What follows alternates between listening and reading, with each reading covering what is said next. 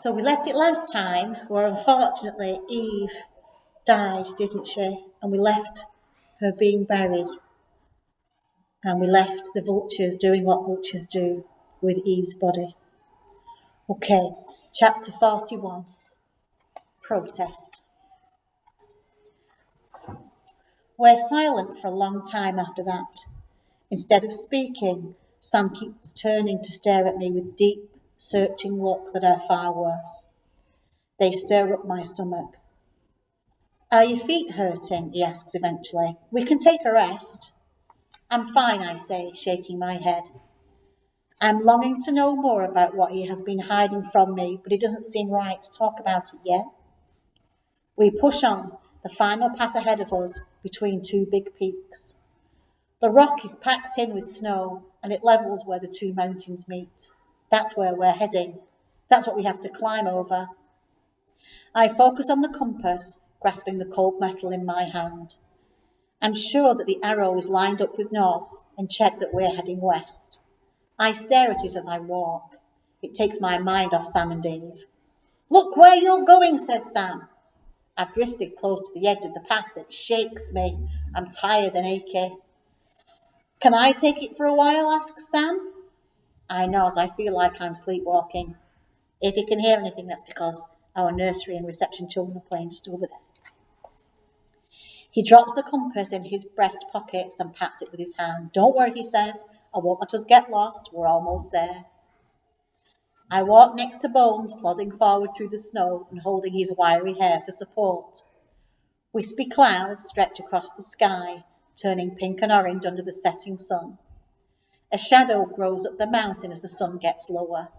Listen, Sam says. All your dad wanted me to do was to make sure that you were safe. That's what friends do, I say. You don't have to be in the resistance for that. He doesn't reply. There's nowhere to rest and camp. A snowcock with dappled white feathers dashes across our path. Do you want to stop? Asks Sam. Shake my head, driven forward by the thought of my parents. We walk on into the night until finally I step onto a flat ridge and collapse down. Now let's rest, I say. We're too exhausted to make a fire and break the last of our food up into piles. The light on the torch is also dim. I try to chew the jerk slowly, but my stomach longs for it and my mouth takes over, swallowing the meat down. Sam watches me. I know he's wondering what I'm thinking. I wasn't joking earlier. You know, the only reason your dad didn't ask you to join was because he didn't want to put you in any danger. Well, I know how he feels. You think I can't protect myself? I ask. No, I've seen you with the soldiers and the nomads. You can be tougher than anyone. But you are so loved, Tash.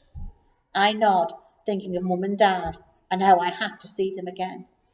You have to admit you can be a bit risky, Sam says jokingly. No, I'm not, I say. I'm defensive at first, but then I think of the running and the soldiers. I wouldn't do those things now, not after everything I've learned. I guess I was a little bit risky, I add.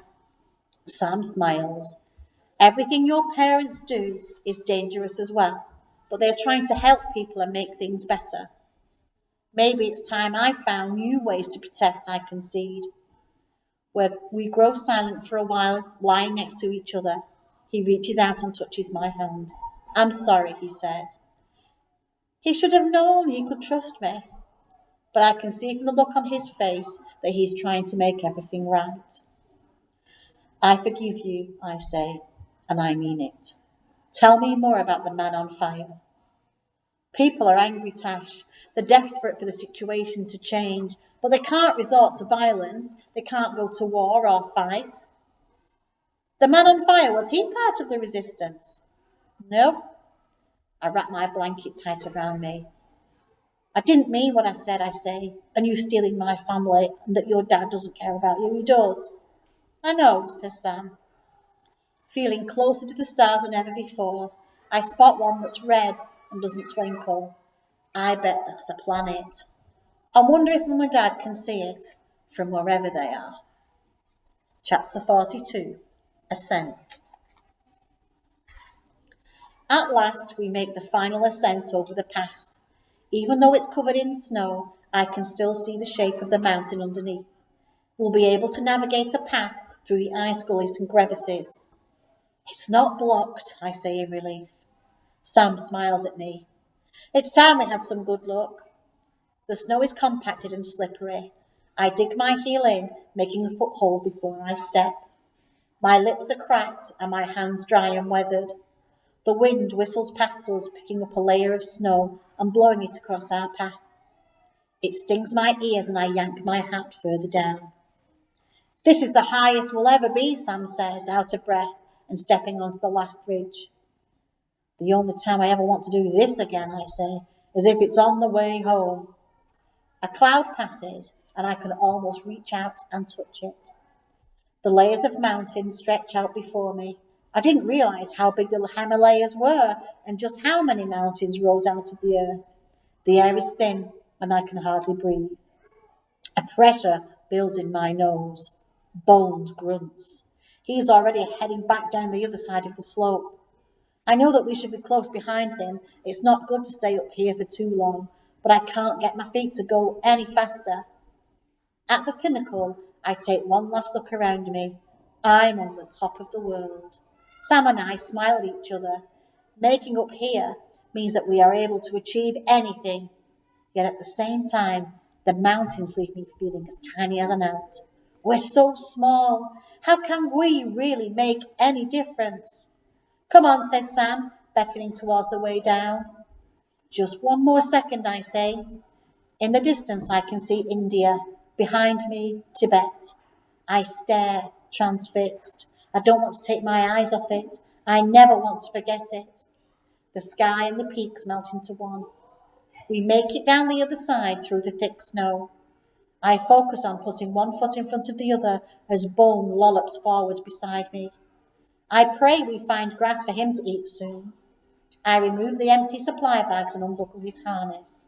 I leave almost everything behind, carrying nothing but the snow lion and the Dalai Lama photograph. Suddenly, I see it. A white stone monument rising out of the snow in the distance. Strings of yellow, green, red, white and blue prayer flags crisscross it, tangled up with each other. Some are faded and torn, and newer, brighter ones rest on top of them, and the endless white of the snow and the grey of the sky. It feels like I'm seeing colour for the first time. I can't take my eyes off it. The flags flutter in the breeze. I breathe deep into my belly, letting the cold air rush into my lungs. The wind lifts my hair and tickles my ears. It whispers the prayers from the flags to me. I stand, feeling rooted in the snow, swaying gently, letting the feeling of happiness flood over me. The monument marks the border. India. Butterflies gather in my stomach. We've made it. I picture the Dalai Lama. I've practiced my speech so many times in my head. Soon I'll get to I'll say it out loud. It's just as I imagined. All we have to do is to follow the winding ridge path. I squint, trying to figure how long it will take. Only an hour away, I guess. Or maybe a bit longer in our present state, says Sam. I bend down and scoop a snowball towards him. I'm weak and it just lands in front of me. Sam doesn't even duck, but he smiles. I tuck my fingers back inside my jumper under my armpit. We should go, says Sam, holding his hand out. His hair is frozen and stuck to the side of his face. Think you can manage, he asks. Of course, I say, but I take his hand to balance, clutching it tightly. The snow in front of us is untouched except for the paw prints of a wolf. We hobble forward hand in hand, tracking a new path. Every footstep makes my body ache, but inside, I'm dancing. Chapter 43, Sam. Just think, says Sam. Soon we can have hot food. Yaks, cheese and butter tea, I say. That's all I want right now. The thought drives me forward. We turn a corner. A gunshot echoes off the mountains. Panic ripples up my spine. Ringing fills my ears. All other sounds disappear. It's like the gun sucked everything in and fired it back out in one single note. Sam dives to the ground, yanking me with him. My head knocks into the compact snow and it stings my face, pulling my skin tight. The snow slushes into my mouth. Hooves thunder against the ground. Bones bolts, kicking snow up from behind him. Run, Bones, run, get away from them. My vision is blurry. I blink away the snow. Beside the monument are two men. They're in uniforms, guns raised, blocking our way out, and they're marching straight towards us. I want to kick myself. We should have stayed hidden and moved during the night. I bend my knees to stand. No, says Sam, pulling me back down. They'll shoot you. I look around. He's right. There's no cover. Our only option is to get back around the corner and down the ridge. I turn and crawl, burying my elbows into the snow to propel me forward. Sam's by my side. I sneak a look over my shoulder. The soldiers are running now, only 50 feet away. I shimmy forwards. My arm plunges into the deep snow. I yank it back out, and adrenaline hurtles through my chest. Another glance backwards. They're almost upon us. I hear the crunch of their boots crushing the snow. It's no use, says Sam, his voice raspy. I want to charge at the soldiers, to knock them down and tell them that we're all on the same side, and it doesn't have to be like this. Dad always said that all men are my brothers and all women are my sisters. The photo presses against my skin, and I remember what Mum said about the Dalai Lama and non-violence. Even in hard situations, you must keep your values. Stop, shouts one of the soldiers. His voice thunders. I turn. They're almost upon us, 4 steps away. They move stiffly under the layers of uniform. Fur borders their faces, each wearing identical stony expressions. One grips a satellite phone. Snot drips from his nostril. He wipes it away, keeping his gun pointed straight at us. I stare at him. He stares straight back. I've seen those eyes every day in my memory. They're the same eyes that took Dad. It's Spaniel. All thoughts flash out of my head. Blinding anger explodes through me. I lunge myself forwards and glimpse the confusion on his face before I collide with him. I lock my arms round his neck, wrapping my legs around his middle. The other soldier pokes a gun into my side. Get away from her, shouts Sam, scrambling up. Spaniel coughs, trying to prise my hands off. I smell his stale breath. Tash! Shouts Sam. Hands grab at my back, pulling me. I don't know what my plan was, but it's too late to let go. My fingers cut into my forearms as I grip them. I kick, and my foot makes contact with the other soldier behind me. I catch a glimpse of Sam throwing himself at the other soldier. They fall, tangled on the ground. My hands are slipping, and my shoulders are throbbing. I won't last much longer. I see Sam scramble away. The soldier lifts his pistol. I watch the soldier press the trigger. He fires. The gunshot makes a ting-ting sound. Sam drops into the snow. The world stops. I let go. I'm falling, spinning to the ground. What have I done? Chapter 44. Anger. Hands claw at my clothes, trying to grip my arms. Sam, I scream, wriggling and pushing them away. They grasp my wrist and I can't escape. Please, I'll do what you want. Just let me go to Sam. I look up at Spaniel's face and he glares back.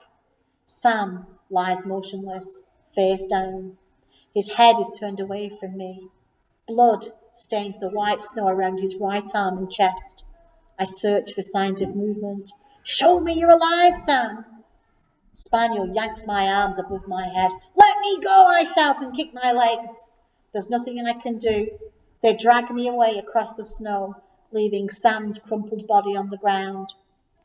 You shouldn't have killed him, says Spaniel to the shooter. He's wanted for questioning.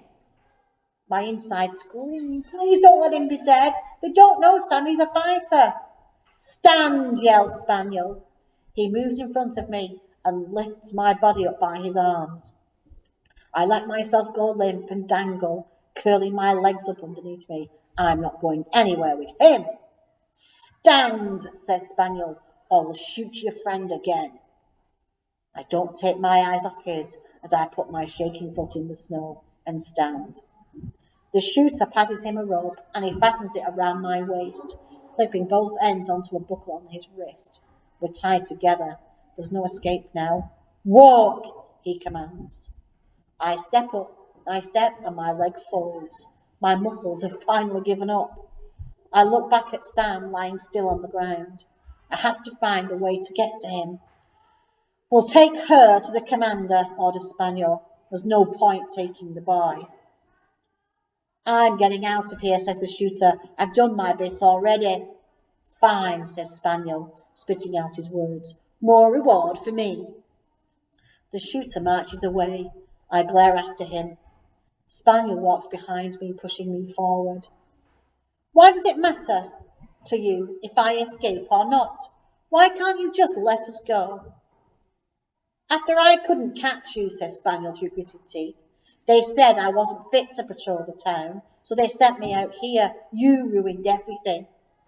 The rifle prods me in the back. I think back to the night when I hid with Eve.